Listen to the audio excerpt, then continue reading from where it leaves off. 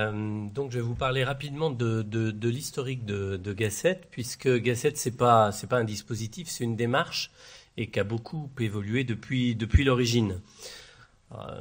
L'origine, on peut la situer vraiment la vraie origine aux années 2000, mais réellement ça a commencé en 2005 par une demande de notre président d'AGFOS PME Bourgogne de l'époque, Paul Plagne, qui venait de quitter son poste de directeur d'un pli.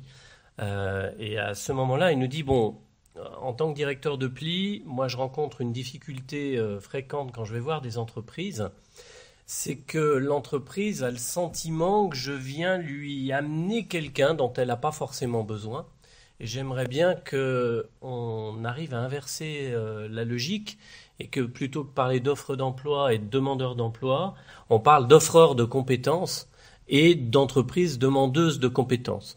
Donc, premier principe à ce moment-là, c'est de dire on va essayer d'inverser un petit peu les choses et de travailler chacun là où on est bon, c'est-à-dire vous, AGFOS, dans le contact avec l'entreprise et nous, acteurs de l'insertion, dans l'accompagnement des personnes. Et donc, il nous a passé cette commande-là et on s'est mis à travailler dessus au sein de l'équipe d'AGFOS PME.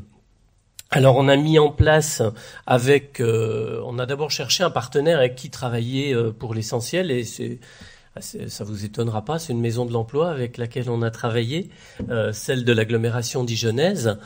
Et puis, on a mis en place une logique de plateforme, c'est-à-dire que nous, on voyait les entreprises, eux, ils voyaient les demandeurs d'emploi, et on se rencontrait régulièrement pour essayer de marier tout ça.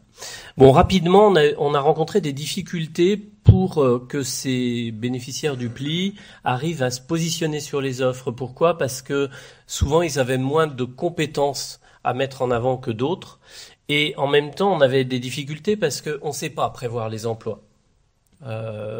Très clairement, nous on le dit comme on le pense, on le dit avec franchise parce qu'on est l'OPCA des TPE et des PME et qu'on ose dire qu'on ne sait pas prévoir l'emploi, du moins à un horizon tel qu'on puisse faire une vraie formation dans la durée pour une personne.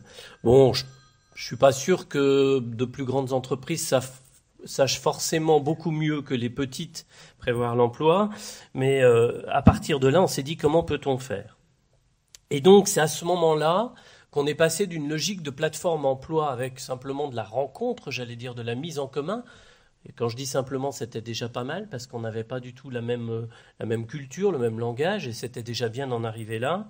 On est passé à une logique effectivement, de gestion anticipée des compétences et de l'emploi sur le territoire. C'est-à-dire qu'on s'est mis à travailler avec un concept inversé, là encore, qui est celui de se dire plutôt que d'identifier les emplois dont on a besoin demain, avec 9 chances sur 10 de se tromper en les prévoyant, on s'est dit on va plutôt travailler sur les compétences dont beaucoup d'entreprises du territoire ont besoin, c'est-à-dire sur la notion de besoin partagé pour former, identifier ce qu'on a appelé des troncs communs d'activité et former les demandeurs d'emploi sur ces troncs communs d'activité avant que n'apparaissent les offres d'emploi. De telle sorte que quand ces offres d'emploi apparaissent, la formation soit très courte, très rapide, très opérationnelle et que nos ressortissants du pli ne soient pas désavantagés par rapport aux autres.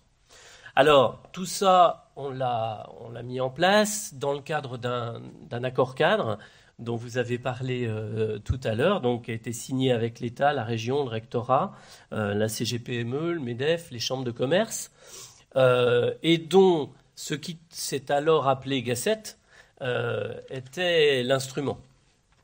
Puisque c'est à partir des démarches Gasset qu'on a construit les actions qui vont avec. Alors des démarches Gasset, effectivement, pourquoi je le dis comme ça ? Parce que Gasset, c'est, comme je l'ai dit tout à l'heure, une démarche en évolution permanente ou continue, comme la formation. L'idée a été de dire, il faut absolument que les outils, la démarche qu'on a pu ainsi mettre en place, si on veut qu'elle soit efficace, il faut qu'elle soit portée au niveau du territoire par un projet territorial, par des acteurs et qui en fassent leur projet propre. Et nous, au regard de ça, AGFOS PME, en tant que concepteur, on amène la structuration, les outils, les démarches, les méthodes, et on les transfère à la Maison de l'Emploi. Alors ici, on a été gâtés. Et je le dis pas parce que c'est un petit peu quand même, parce que c'est Gasset 58, mais parce que c'est la réalité. On a eu vraiment un portage très très fort de Gasset qui a permis effectivement une ambition forte quant à la conduite de cette action. Alors, une ambition forte parce que je pense qu'on va le ressentir au cours de la journée, parce que la Maison de l'Emploi, parce que Jacques aussi, parce que Virginie, parce que les porteurs politiques derrière tout ça avaient vraiment envie de faire quelque chose de fort dans ce sens-là. Et donc, pour nous, c'était important parce que le point essentiel, c'est vraiment la structuration de la démarche, avec un comité de pilotage et 3 comités opérationnels autour desquels tout s'articule. Bon, le pilotage pour piloter, comme son nom l'indique, et les comités opérationnels sur 3 axes. Un axe sur les entreprises pour arriver à identifier quels sont les troncs communs d'activités sur lesquels il faut qu'on travaille à partir des secteurs prioritaires du territoire. Un deuxième comité opérationnel sur les acteurs de l'information et de l'orientation, et un troisième qui concerne les acteurs de la formation en tant que tel. Alors, je vous disais tout à l'heure que c'était une démarche vivante, Gasset. Effectivement, donc, la première fois qu'on l'a mis en place, c'était avec la Maison de l'Emploi de l'Agglo dijonnaise. Ensuite, c'est la Nièvre. On a mis en place également sur le Serrois, et sous une autre forme, on est en train de débuter maintenant sur le Chalonnais. Voilà. Alors, je crois que, et on le comprenait bien dans votre intervention, madame, tout à l'heure, au-delà du dispositif concret, de l'action concrète et des résultats qu'elle produit et qu'elle commence à produire maintenant, qui sont vraiment importants parce qu'il faut qu'il y ait des résultats visibles pour une démarche telle que celle-là. Ce qui est peut-être le plus important, c'est le travail de fond qui s'inscrit dans la durée et qui permet de structurer vraiment des références, un langage commun autour d'une approche commune qui est l'approche compétence, et qu'on puisse avoir un cadre d'échange, de priorisation, de production, et qu'on puisse avec tout ça structurer une offre de formation complémentaire sur le territoire qui permette des parcours de formation individualisés. Et c'était pas si simple que ça, parce qu'on sait très bien qu'en termes de réponse formation, c'était pas facile ici. On a eu du mal à un moment donné, et une des ambitions est bien d'arriver à lier tout ça pour que toute la structure nécessaire soit là.